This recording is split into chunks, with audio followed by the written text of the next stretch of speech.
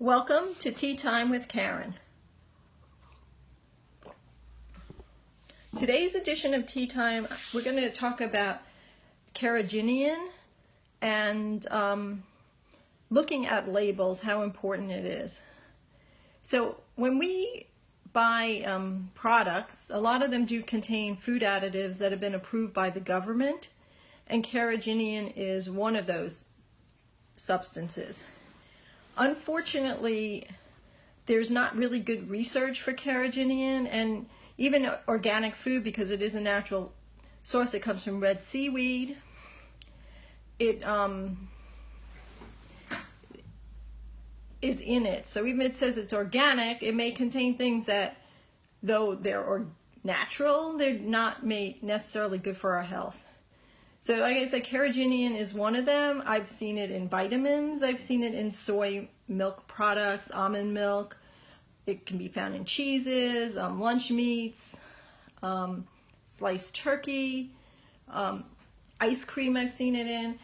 And the research on it is not something I would do. It's been shown to induce stomach issues.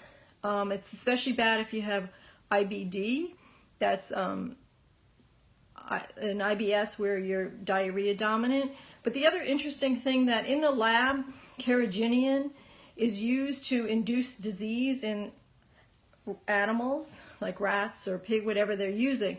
Now, my theory, and I tell this to my clients, is I really don't want to be an experiment.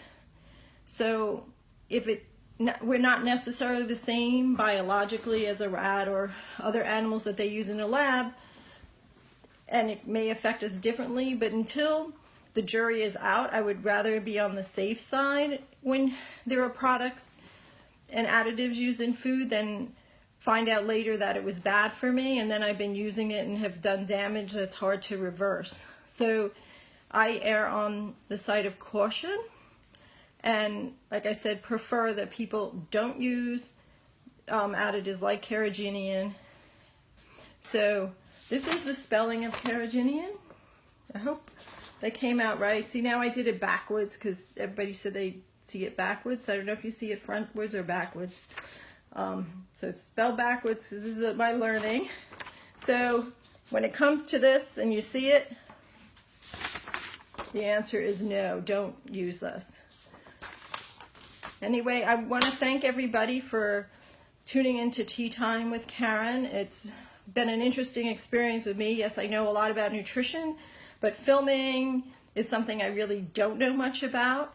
And so this has been a really good experiment. So yesterday I was told that the book title came out backwards. So I typed carrageenan backwards, and now I heard that it's still backwards. So I don't know.